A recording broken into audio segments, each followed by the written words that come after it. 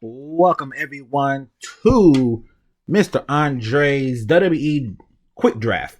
Now, in the past, I've done a couple draft myself with the WWE, but as of last it's been 2 Fridays ago. 2 Fridays ago, live on SmackDown, Triple H came out and said that they're planning on doing another draft. And then this past Monday on Monday Night Raw, Triple H introduced a brand new World Heavyweight Championship. Love the championship, by the way. I think it's beautiful. Lower the logo a little bit of the big old WWE symbol and push it to the back. Lower it a little bit, make it go with the rest of it. I'm fine with it, but that's just nitpicking. Anyway, love that championship. I already downloaded it on 2K. He said this championship will go over to whatever brand that Roman Reigns doesn't get drafted to. So if he stays on SmackDown, then that title becomes Raw. If he goes to Raw, it becomes SmackDown's championship. Cool. I'm fine with all that. I'm great with all that. So I could easily work. I could easily go through the entire rosters and tell you who should be on what, but that's a lot of work. I'm not I'm not trying to do all that. Instead, WWE.com, WWE themselves on their website or whatever, especially on Twitter, they was like, okay, here's give us who's your top 10 picks for Raw and SmackDown. Which means I feel like that's what they might do in general. I feel like they're going to do like 10 of them there and then do a supplementary draft on WWE.com or something like that, or social media, and they just do the rest of it. Potentially, I'm not too for sure. So, in my personal opinion, this is how I think the draft would go. No, I'm lying. This is who I think it should go. Now, of course, debate. That's all the best part about it. Debate about it. Okay, so I guess we could start over with, I feel like tomorrow night on SmackDown, I feel like they won't say whether or not Roman Reigns is a Raw or a SmackDown superstar until the very end of the show to give it a suspense that goes into Monday night. That's what I believe. I believe that's what's going to happen. I could be wrong, but I believe that's what I'll do. I'll make it where we just do all these wrestlers are coming up to SmackDown or whoever and build it up, and then in the last 5 minutes of the show, make it known that Roman Reigns is whatever brand he's on. So speaking of Roman Reigns, we could start there. I got Roman Reigns heading over to Monday Night Raw. Of course, with Roman, I'm also drafting the Usos and Solo Sikoa. All the bloodlines are going to Monday Night Raw. I know some of y'all thinking, why? First of all, he has the WWE Championship and he has the Undisputed Championship. I assume, I'm not too for sure, I assume they'll drop the Universal Championship. I think they said Triple H was not a fan of the Universal Championship. But of course, with Vince back there too, an argument could be made between the two about if they're going to keep it or not. I think they should drop it. It's a trash title since it was debuted. I never understood what the title was supposed to be. Still don't. So he drops the Universal title, goes to Monday Night Raw. Well, Monday Night Raw, you got Roman Reigns, you got Solo Sikoa, and you got the Usos. They've run SmackDown so well since the pandemic days and since Roman Reigns began his tribal chief character gimmick. They've done excellent over there. Now, Monday Night Raw, with 3 hours of Raw, you need the bloodline, which could be coming to an end. Could be coming to the end. It could be restarted. We don't know. They can go to Raw. All of them can go to Raw. You'll have Roman controlling the main event picture. You have Solo starting up in the mid-card division perfectly. And then you have the Usos getting back into the tag team titles division. On top of that, you have so much storyline going on. On top of that, to cover up the 3 hours of Raw, it'll be perfect, in my personal opinion. Not only that, but over there on SmackDown, he's pretty much dominated and defeated the majority of the SmackDown superstars over there. You can go through the list. If you go through all his title defenses, outside of, if I'm not mistaken, outside of Brock Lesnar, let me see, outside of Brock Lesnar and Kevin Owens, if I'm not mistaken, all the wrestlers that he's defending his championship in has been SmackDown superstars only. They've all been SmackDown superstars. All the storylines been SmackDown related. So he has not touched majority. Oh, Cody Rhodes, my fault. Cody Rhodes too, because Cody has not been. I mean, he showed up on SmackDown, but you can tell he's a Raw guy though. They've been pushing him for to be a Raw guy. So he's only defended his championship against 3 Raw superstars, and in his entire reign, only 3 of them has challenged his championship. Even then, Brock Lesnar was technically a SmackDown star first, and then he jumped over to Raw when he won the Universal Championship. But outside of that, so it's been 3 Raw guys he's defending his championship against. Everybody else has been SmackDown, and SmackDown has been majority SmackDown. Even Matt Riddle, I think even Riddle, he was SmackDown too. I think Riddle was SmackDown too, if I'm not mistaken, before he went over to Raw. because he couldn't challenge for the championship anymore. That's why they had put him back on Raw. But then was that time when Orton was out? I think Orton might have been out by then. If Orton was out by then, then Riddle might be number 4. Doesn't matter. So he's been defending his titles against majority of the SmackDown roster. He goes over to Raw. He has a new list of wrestlers he needs to go and deal with. He still got to deal with AJ Styles, Cody Rhodes for another rematch. He still needs to deal with Bobby Lashley. Eventually, Big E potentially whenever he comes back. So that right there, I just named out 4 people in a row that he still needs to deal with. And that's not including if he, okay, shout out to the baby in the background. That's not including any other stars that could come up, could get signed, could anything. That's not including them also. So, yes, I think Roman needs to be on Monday Night. I think the Bloodline needs to go to Monday Night Raw. So, of course, we'll start off with the Monday Night Raw side. So, you got the Bloodline to Monday Night Raw. Cody Rhodes stays on Monday Night. No ifs, ands, or buts about that. SummerSlam has to be the end point for the Roman Reigns championship run. Time for Cody to take that title and let Cody does his thing for the rest of the whenever. Also, so right there, Bloodline and Cody. That's easy. Easy work. That's easy right there. Next wrestler I got up, I have Charlotte Flair going to Raw. Reason why I got Charlotte going to Raw, she's been on SmackDown a lot. She did the best she could with the SmackDown roster. That SmackDown Women's roster needs to be re-updated. But I think she goes to Monday nights, and she and Bianca Belair eventually start up their feud so Bianca can get her win over her. She's the last horsewoman that Bianca has not defeated yet. And then that's her goal. That's still Bianca's goal. She was on Coldest Balls with Kevin Hart, and she still said that's one of her goals, is to beat her. Once she does that, she's defeated all 4. So that's still happening. Next up, I put LA Knight to Monday Night Raw. I think they said LA Knight has done fantastic, getting good crowd reactions to the live crowd despite losing a lot. And I think they'll push him over this Raw. And if they push him over the Raw, they start building him up. Eventually win Money in the Bank. I see a lot of people suggesting that. I do too. I like that idea too. He wins Money in the Bank. Like I said, you have Cody beat Roman Reigns and let him take that title off of Roman Reigns. And then you can turn around and have LA Knight cash in Money in the Bank and take that off of Cody himself. Yeah, Cody gets the championship. He defeats Reigns and then turn around he loses it to LA Knight. That's still a possibility. So they still, I believe they still want to push LA Knight. Putting him on Raw would give him more exposure, gives him more people involved into the LA Knight gimmick. Love him on SmackDown, but I think it's time for him to go to Raw, and I'm fine with that. After that, for the next, let me see, I had the last 3 major picks for Raw. Like I said, I only did 3 last major picks. I put Roxy Perez from NXT. These are all NXT call-ups, by the way. Roxy Perez, she just lost the NXT Women's title. I was actually surprised she did. She lost the title over WrestleMania weekend. They just had their NXT Spring Breaking, if I'm not mistaken. That's the name of their live event. They did that, and she still lost the match. I think she got pinned by Indy Hartwell, so that pretty much almost tells me that they're pretty much ready to push her up to the main roster. I think that's the idea, is for Roxy to go ahead and get called up and compete for the Monday Night Raw more than SmackDowns. I think Raw needs more an injection of something to that brand, because that women's division is pretty dead almost. Mainly it's dead because there's no writing. I mean, there's no building, because it's not me. Let's be honest here. Let me stop beating around the bush. It's not me writing for WWE. Let's be honest here.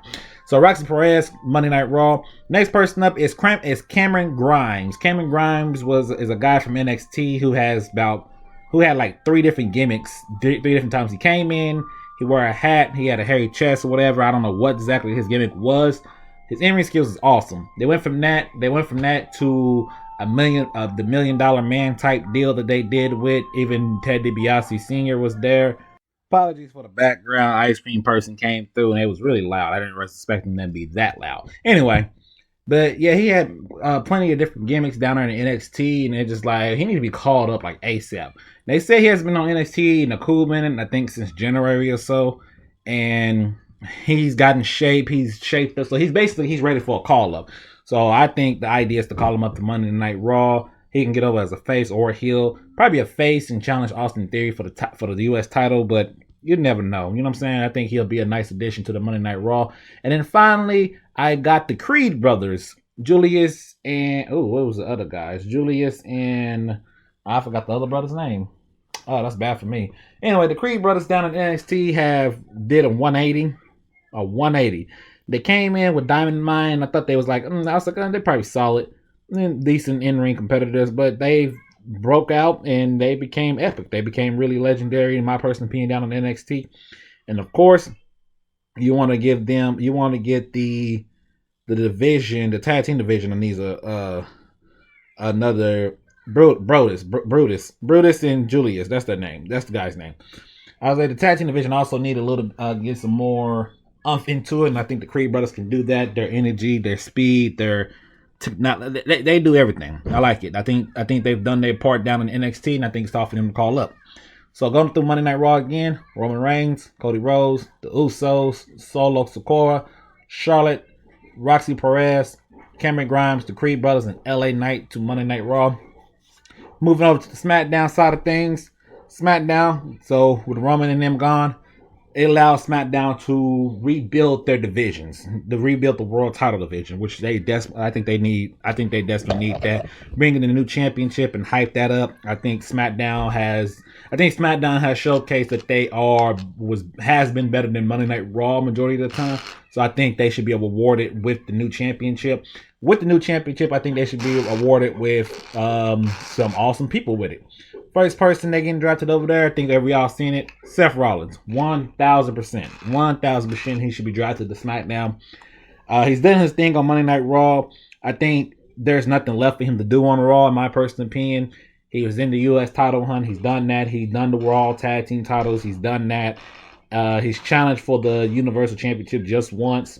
I guess that's another guy technically that challenged Roman Reigns, but he won by DQ, so I'm not even gonna count that. But Seth Rollins, yeah, I think he's done more than enough to showcase that he should be the next world champion, the first new world champion. I think that should be added to his resume. I think that's impressive. I think he was the first NXT champion. He was in line for the first Universal Championship match, and now he should be right here for the first new WWE World Heavyweight Championship. So I think this is perfect time for Seth Rollins. He's over still. People love Rollins. It's time. It's time. With that being said, who else is getting drafted to SmackDown? The Judgment Day. Yep. Finn Balor, Dominique, Damian, and Rhea Ripley. First of all, let's start off with Rhea Ripley. She is the SmackDown Women's Champion. She's been appearing on Raw a lot, even though she's SmackDown's Women's Champion. She's not a Raw superstar. Not only that, I don't think she even competes on Raw no more. I think they should go ahead and push this to, this is your SmackDown. This is the women's division is yours now. They should really, really push that. That's why I think that's why I'm thinking like they're going to grab the entire Judgment Day and put it over there. I think it's that time anyway. She's just been appearing on Raw, just appear on Raw, but she's SmackDown's Women's Champion. She's going to SmackDown. So I think that's happening. Damian Priest and Dominique, after this little feud with Bad Bunny is over with. I'm not surprised they didn't do a tag team match. I thought we all thought it was gonna be Damian Priest and Dominique versus Ray and Bad Bunny, but one-on-one street fight, I'm cool with that. That allows Damian Priest to get some singles match pay-per-view on him. He missed WrestleMania, so this gives him something to do. And then for Dominic, he's not really doing much at all either. So I expect them all to go to SmackDown. I also expect them to go to SmackDown because LWO, Latinos War Order, the new version of Latinos War Order with Rey Mysterio, Legado Fantasma, all of them is on SmackDown too. So I'm assuming that's another idea, is to put them all on one brand in the first place. I also expect Santos to turn heel against Rey Mysterio eventually. But put them all on one brand and keep them feuding or whatever you want to do, I think that comes sooner rather than later, in my personal opinion. And then for Finn Balor needs to be pushed up to that world title scene anyway. I still disagree to this day that Edge beat him at WrestleMania. I don't think that should have happened. I think Finn should have went over Edge. I didn't see why Edge needed that win over Finn. I really didn't. No one can convince me that Edge needed that win over Balor. I don't think so. I think I think Balor should have definitely been Edge at WrestleMania. He needed more than Edge do. You finish off the storyline, let Balor win, not let Edge win. Because now Edge is nowhere to be seen yet again, while Balor's here every week. I don't like that. That's just me though. But Judgment Day to SmackDown. With that being, with them added to that, I added in another female wrestler from the Raw brand to the SmackDown brand. That happens to be Becky Lynch. Now this one's gonna be a 50-50 thing because her and Trish still has that feud going on, but Trish hasn't appeared. She's not gonna be around or wrestling for that long anyway. And the Roman was supposed to be having this is a SummerSlam match. Okay, cool. And Trish has always been a Raw superstar, so I don't know if they're gonna bring Becky Lynch over to SmackDown, but I would definitely allow Trish to come over to SmackDown. They've been teasing her. I think they've been teasing Trish challenging for the Raw Women's Championship. That's why I was like, I'm half and half on that. But if it was up to me, definitely Becky to SmackDown to be with her husband, like normal. Y'all know how I feel. I feel like if one gets drafted if they married or in a relationship, they should be drafted together and not by themselves. But hey, that's just me. So I got Becky going to SmackDown also help boost up that women's division and get into a feud with Rhea Ripley, something we have not seen just yet. We need to see that also. And fresh new faces. She's done with Bayley. She's done with the Damage Control. So I think this is perfect for her to go over to SmackDown, get a whole list of brand new wrestlers to go against. And then finally, the last 3 members that I'm adding to the SmackDown brand has to be Tyler Bate.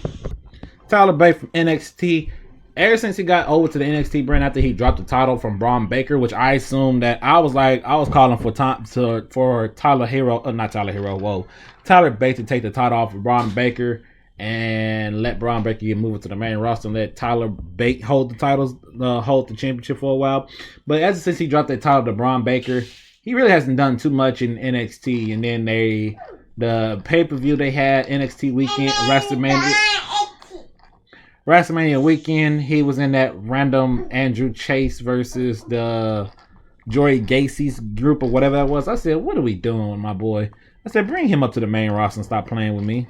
Because he doesn't fit in NXT. He fits in the old NXT. He, along with a lot of wrestlers from NXT that be down there, they don't fit in this new version of NXT. They fit better in the old gold and black days. You know, the height of it. He don't fit with this brand of NXT, in my personal opinion. That's how I look at it. I look at a lot of those people in NXT. I'm just like, y'all don't really fit with this NXT. Y'all fit more of the old school NXT, the awesome one, the one that was great, not the one that rebranded. No. So bring up Tyler Bate. Awesome. He can get into the feud with, of course, the Imperium, somebody he's done it with. He can maybe he joins the no, he don't join Brawling Bruce, but you know, him himself, he's awesome. So bring him in. Next person up, we got Dragunov, another guy that came from NXT UK. He's in NXT right now, and he gets over. I'm not too for sure what the gimmick is supposed to be, but he gets over. He's brutal. He's awesome.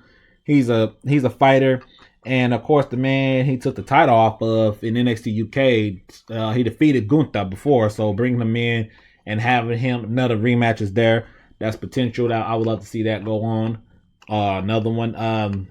He's gonna be an interesting guy to get over. I think he's an interesting one. They have to book him a certain way. I think he's very interesting in my personal opinion.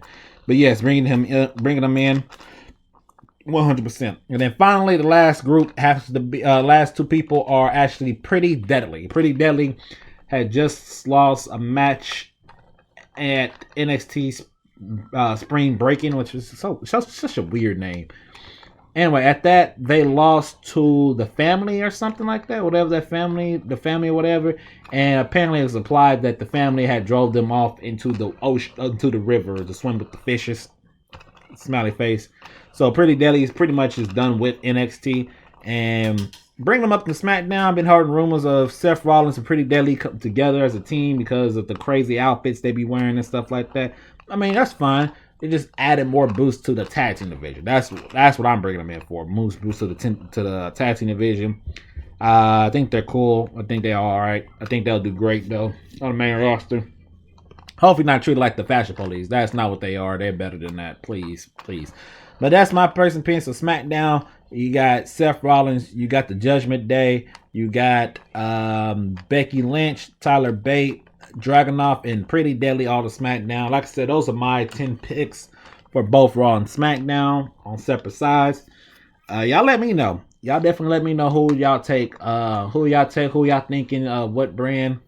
I just feel like I said, I just feel like Roman's going. I feel like the Bloodline's going to Raw. I feel like it. SmackDown This is the first draft night, so I definitely will be watching live with them because I want to see what's going on. But hey, that's it for me, and I'll catch you guys on the next one.